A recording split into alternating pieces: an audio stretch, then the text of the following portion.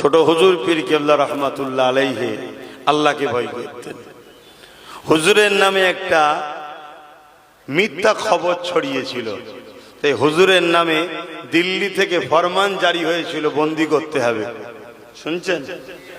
কিন্তু হুজুর যেখান দিয়েই যায়, যে থানার এলাকায় যায়, সেই থানার লোক রাস্তায় ব্যারিকেড দেয় হুজুরকে ধরবে বলে। কিন্তু হুজুর যখন এসে গাড়ি থামায়, হুজুরকে দেখার সাথে সাথে ব্যারিকেড খুলে দেন।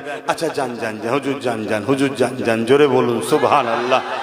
এইভাবে হুজুর কন্টিনিউ ঘুরে বেড়াচ্ছে, আর ওপর থেকে শুধু বলছে এখনো অ্যারেস্ট হয়নি কেন, এখনো বন্দি হয়নি কেন।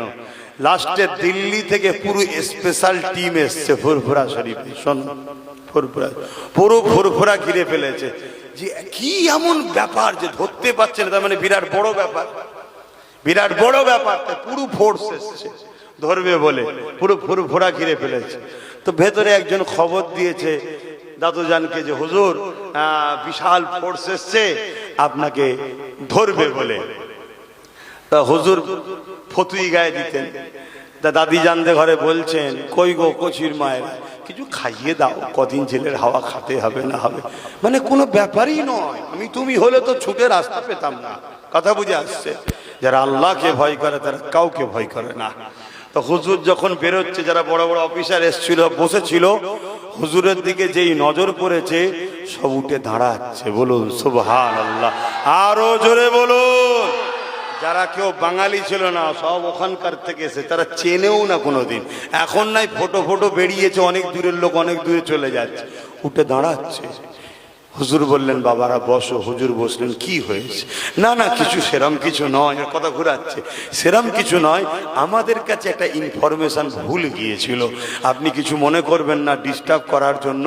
তা আমরা একটা কাগজ আপনাকে তৈরি করে দিচ্ছি, যাতে বাংলার যেখানে ঘুরবেন কোনো অসুবিধে কোনো প্রশাসন যেন না করে।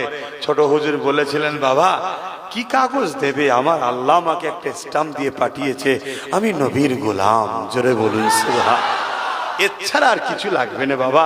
তারা বললেন আমাদেরকে ইজাজত দেন।